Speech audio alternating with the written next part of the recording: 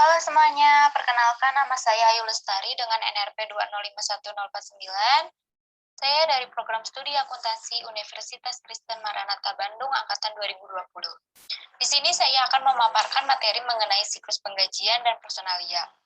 Nah, pertama-tama sebelum kita memasuki siklus-siklus itu, kita ketahui terlebih dahulu apa sih siklus penggajian dan personalia. Jadi, siklus penggajian dan personalia melibatkan pekerjaan dan pembayaran kepada semua karyawan.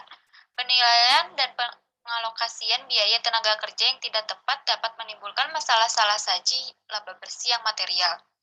Nah, siklus-siklus ini mencakup siklus audit pada biasanya, seperti pemahaman dari pengendalian internal, penilaian risiko pengendalian, pengujian pengendalian, dan pengujian substantif atas transaksi, proses analitis, serta pengujian atas rincian saldo. Nah, jadi setiap perusahaan yang memiliki karyawan pasti melakukan audit atas siklus penggajian dan personalia ini. Selanjutnya, terdapat perbedaan utama antara siklus penggajian dan personalia serta siklus lainnya. Perbedaan yang pertama yaitu hanya ada satu siklus transaksi untuk penggajian. Nah, yang kedua, transaksi pada umumnya jauh lebih signifikan dibandingkan dengan akun neraca yang terkait. Dan yang ketiga, pengendalian internal terhadap penggajian sudah efektif bagi perusahaan besar maupun perusahaan kecil. Nah, jadi perusahaan kecil pun pasti menerapkan pengendalian internal untuk kebaikan perusahaannya tersebut. Lalu selanjutnya, akun dan transaksi dalam siklus penggajian dan personalia. Tujuan keseluruhan dari dilakukannya audit ini adalah mengevaluasi apakah saldo akun yang terpengaruh oleh siklus tersebut telah dinyatakan secara wajar sesuai prinsip-prinsip akuntansi yang telah berlaku. Nah, apa saja akun yang terkait dalam siklus ini? Jadi, akunnya itu ada akun kas penggajian, semua akun beban gaji, akun pemotongan pajak gaji, dan semua akun gaji akrual. Nah, pasti biasanya akun gaji dan upah akrual itu hanya digunakan pada akhir periode akuntansi saja. Nah, untuk akun-akun ini, biar bisa jelas, bisa dilihat di figur 20.1. Di sini terdapat akun-akun yang terkait dalam siklus penggajian dan personalia.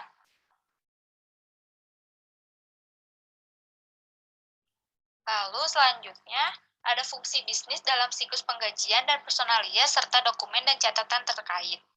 Jadi siklus ini dimulai dari direkrutnya karyawan dan diakhiri dengan pembayaran karyawan. Setelah si karyawan tersebut telah melakukan jasa di perusahaan dan pemotongan pajak oleh pemerintah, serta institusi lain, serta pajak gaji dari manfaat akrual. Nah, pada tabel 20.1 ini terdapat class of transaksi, akun-akun yang terdampak pada siklus ini, fungsi bisnisnya apa, dan dokumen apa saja yang terkait. Nah, bisa kita lihat dulu di sini pada tabelnya. Class of transaction-nya ada payroll. Akun-akun yang terkaitnya itu ada payroll cash, all payroll expense accounts, ada all payroll withholding accounts, dan all payroll accrual accounts. Jadi, akun-akun ini terkait pada siklus penggajian dan personalia. Di sini kita bisa lihat bisnis function-nya. Yang pertama itu ada human resource and employment. Jadi di suatu perusahaan itu terdapat departemen sumber daya manusia. Di sini tuh si departemennya itu menyediakan sumber yang independensi untuk mewawancarai dan merekrut personal yang telah memenuhi kualifikasi yang sudah ditetapkan pada perusahaan. Jadi perusahaan itu jika ingin merekrut karyawan, pasti kan ada ya kayak kualifikasinya itu apa. Nah, itu tuh dicatat oleh Departemen SDM yang salah satu fungsi dari Human Resource and Employment ini. Nah, ini tuh terdapat dokumen and record. Yang pertama itu ada Human Resource Record. Nah, Human Resource Record ini meliputi data seperti tanggal karyawan tersebut mulai bekerja, terus ada investigasi personil, tingkat pembayaran si pekerja ini, sama pengurangan yang diotorisasi. Terus juga ada evaluasi kinerja si karyawan. Terus yang terakhir ada tanggal berhentinya bekerja oleh karyawan tersebut. Apabila karyawan tersebut ini resign ataupun ada kendala-kendala lain tentang karyawan tersebut. Nah, tentang dokumen dan catatan terkait yang kedua itu ada deduction authorization form. Ini tuh digunakan untuk mengotorisasi pengurangan gaji, termasuk jumlah pembebasan untuk pemotongan pajak penghasilan dan program tabungan pensiun, dan iuran serikat pekerja. khususnya pada buruh pabrik. Jadi di direction ini mengenai formulir-formulir apa aja sih pengurangan-pengurangan gaji. Tapi pengurangan gaji di sini cukup jelas seperti tadi, pajak yang sudah dijelaskan. Terus kayak tabungan pensiun. Terus juga dia kan ada iuran serikat pekerja. Jadi pemotongannya pun cukup jelas. Dokumen dan catatan yang terkait terakhir ada rate authorization form. Jadi sumber informasinya itu di formulirnya ini ada kontrak tentang tenaga kerja, otorisasi oleh manajemen dan otorisasi dari dewan direksi.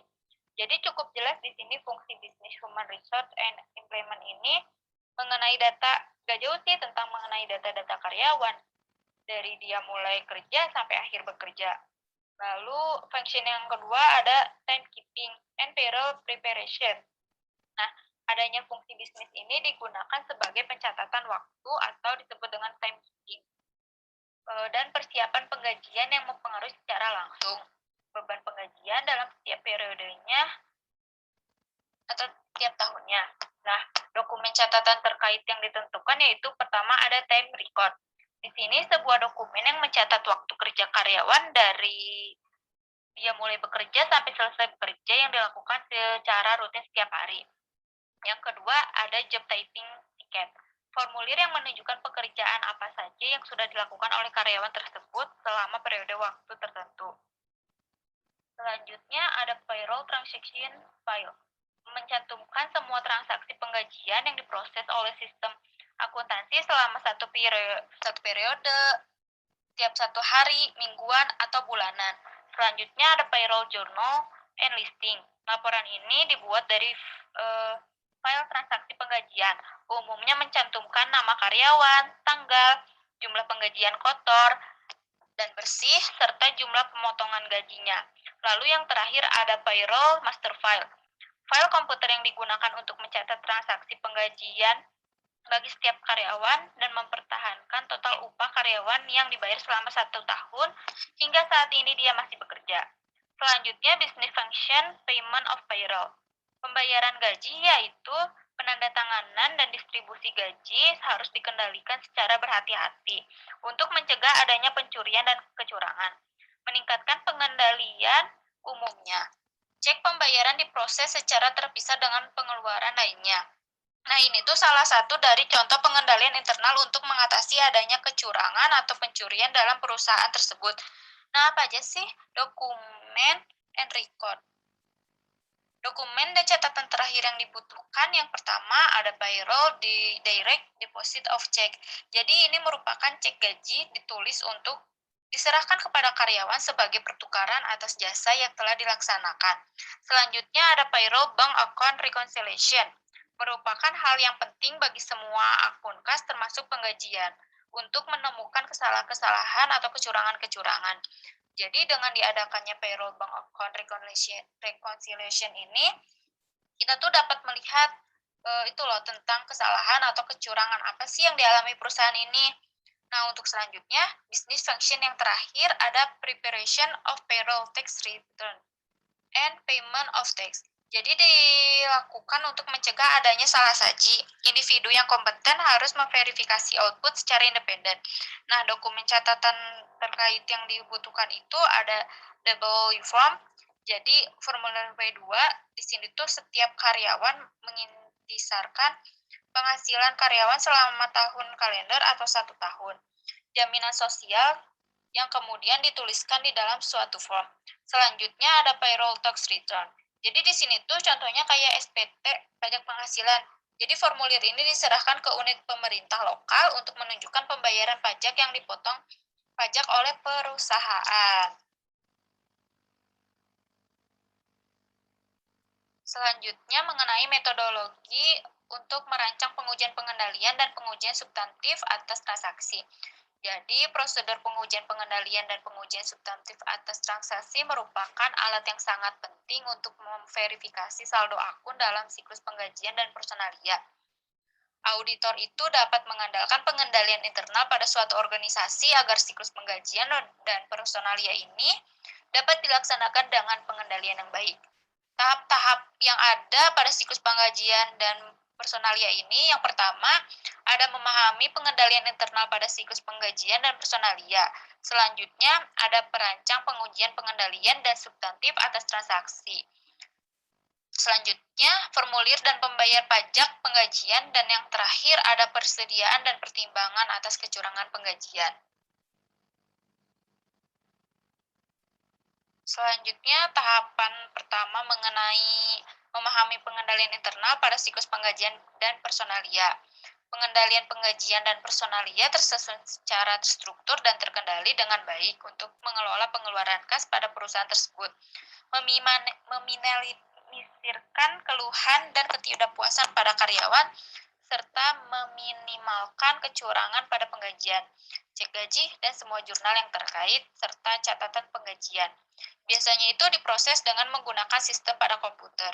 Jadi untuk pengendalian internal itu kebanyakan sudah menggunakan sistem komputer karena lebih mudah dan lebih cepat. Terus juga kan pasti ada aja di suatu perusahaan itu tentang keluhan dan ketidakpuasan karyawan atas perusahaannya. Nah, makanya di sini disusun pengendalian internal untuk meminimalisirkan kesalahan-kesalahan dalam perusahaan tersebut. Tahapan selanjutnya itu merancang pengujian pengendalian dan substantif atas transaksi. Prosedur pengujian pengendalian dan substantif atas transaksi merupakan alat yang sangat penting untuk memverifikasi saldo akun dalam siklus penggajian dan personalia. Pengujian-pengujian tersebut ditekankan karena tidak adanya bukti dari pihak ketiga yang independen, seperti tidak adanya konfirmasi, terus tidak adanya verifikasi upah akrual, seperti pajak penghasilan dipotong, pajak penggajian akrual, dan akun neraca lainnya. Nah, kunci dari pengendalian pada siklus penggajian dan personalia untuk mengurangi risiko-risiko pengendalian yaitu yang pertama melakukan pemisahan tugas yang memadai. Jadi, diterapkan untuk mencegah pembayaran kepada para karyawan yang tidak ada. Yang kedua, ada otorisasi yang tepat. Jadi hanya ada bagian SDM saja yang boleh mengotorisasi untuk menambah atau menghapuskan karyawan dari daftar penggajian atau mengubah tingkat upah serta potongan. Jadi untuk sebaiknya itu kayak pemisahan, ada otorisasi yang tepat gitu. Misal SDM, dari Departemen SDM ini untuk mengenal tentang si karyawan, terus nanti untuk selanjutnya untuk peraturan-peraturan tentang karyawan melakukan kesalahan dilakukan oleh departemen lain atau sejenisnya itu. Pokoknya itu harus ada otorisasi yang tepat. Nah, selanjutnya ada dokumen dan catatan yang memadai. Kartu waktu atau catatan cocok digunakan untuk karyawan paruh waktu atau yang dibayar per jam. Nah, namun tidak untuk karyawan-karyawan tetap. Jadi ada perbedaan peraturan nih antara karyawan paruh waktu dan karyawan-karyawan yang bekerja secara tetap. Jadi itu kayak pembayaran gajinya itu lebih terstruktur. Selanjutnya, ada pengendalian fisik terhadap aktiva dan catatan. Akses cek gaji yang belum ditandatangani harus dibatasi. Cek harus ditandatangani oleh karyawan yang bertanggung jawab dan penggajian harus didiskusikan oleh seorang yang independen dari fungsi penggajian dan pencatatan waktu.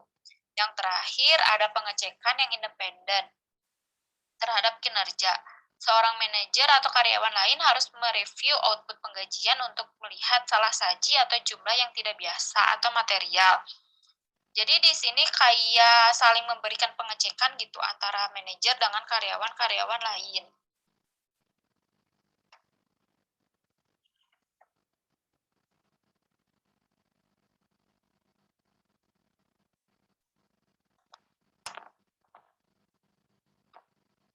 Nah, lalu tahap selanjutnya mengenai formulir dan pembayaran pajak penggajian. Nah, jadi dalam hal pajak perlu diperhatikan pajak penggajian dan pemotongan pajak lainnya.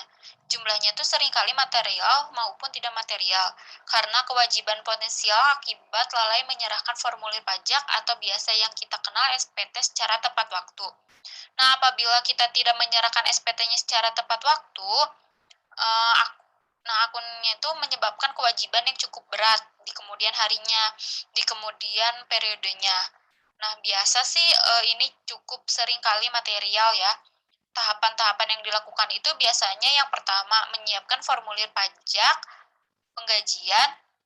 Jadi auditor itu harus menerima review setidaknya satu jenis formulir pajak penggajian.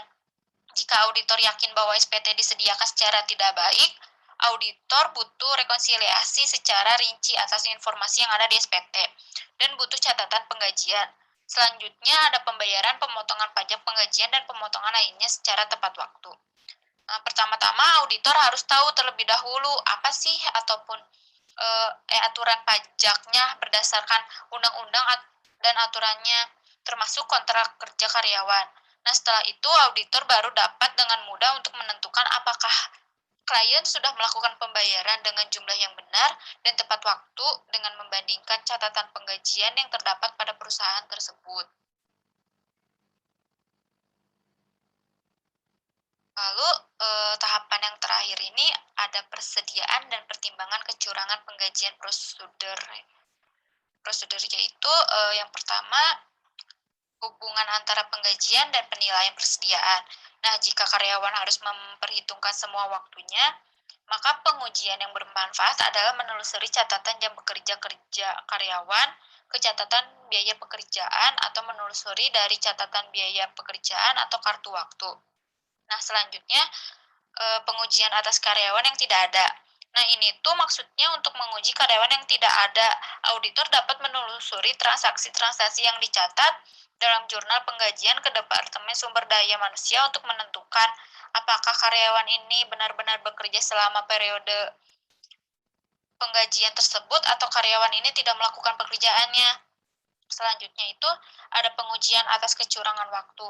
Ini dengan cara merekonsiliasikan total jam yang dibayar menurut catatan penggajian dengan catatan jam kerja yang independen. Nah, selanjutnya ada metodologi untuk merancang pengujian atas rincian saldo. Metodologi ini terdapat 3 tahap. Nah, yang pertama itu mengidentifikasikan risiko bisnis klien yang mempengaruhi penggajian. Ini ada di tahap 1. Maksudnya itu risiko bisnis klien yang signifikan yang mempengaruhi penggajian tidak mungkin terjadi pada sebagian besar perusahaan. Akan tetapi risiko bisnis klien itu mungkin saja terjadi pada kesempatan kompensasi yang kompleks, yang mencakup bisnis dan rencana opsi saham, serta kesepakatan kompensasi yang ditangguhkan lainnya. Nah, tahapan 1 ini selanjutnya menetapkan salah saji yang dapat ditolerasi dan menilai risiko inherennya. Nah, kebanyakan perusahaan memiliki sejumlah besar transaksi yang melibatkan penggajian, seringkali dengan total nilai yang cukup besar. Akan tetapi, akun-akun neraca biasanya tidak berjumlah cukup signifikan, kecuali tenaga kerja yang dibebankan kepada persediaan. Nah, selanjutnya, menilai risiko pengendalian dan melaksanakan pengujian terkait itu berada di tahap 1 dan tahap 2. Penilaian risiko pengendalian dan pengujian serta pengujian substantif atas transaksi itu kayak berhubungan. Jadi itu kayak untuk penilaian pengendaliannya itu dilakukan berdasarkan pengujian substantif atas transaksi. Nah, untuk tahap ketiga kita bahas pada slide selanjutnya. Jadi, tahap ketiga itu tentang melaksanakan prosedur analitis. Nah, melaksanakan prosedur analitis yang pertama ini membandingkan saldo akun beban penggajian dengan tahun-tahun sebelumnya, sesuai dengan kenaikan tingkat upah dan kenaikan volume. Salah saji yang mungkin terjadi itu yaitu akun beban penggajian. Yang kedua, prosedur analitisnya itu membandingkan tenaga kerja langsung sebagai presentase dari penjualan dengan tahun-tahun sebelumnya. Salah saji yang mungkin terjadi yaitu salah saji tenaga kerja langsung dan persediaan. Prosedur analitis yang ketiga itu membandingkan beban komisi sebagai persentase dari penjualan dengan tahun-tahun sebelumnya. Salah saji yang mungkin terjadi itu salah saji beban komisi dan kewajiban komisi yang tidak tepat. Dan yang terakhir itu prosedur analitisnya membandingkan beban pajak penggajian sebagai persentase dari gaji dan upah tahun-tahun sebelumnya. Salah saji yang mungkin terjadi di sini adalah salah saji beban pajak penggajian dan kewajiban pajak penggajian. Nah, yang terakhir ini ada merancang dan melaksanakan pengujian atas rincian saldo untuk akun kewajiban dan beban. Ini terdapat di tahap ketiga. Di sini tuh ada 2 tujuan audit yang berkaitan dengan saldo yang utama dalam menguji kewajiban penggajian. Yang pertama itu akrual dalam neraca saldo telah dinyatakan pada jumlah yang benar. Ini termasuk golongan asersi keakuratan. Lalu yang kedua, ada transaksi dalam siklus penggajian dan personalia telah dicatat pada periode yang benar. Ini termasuk asersi bisa batas.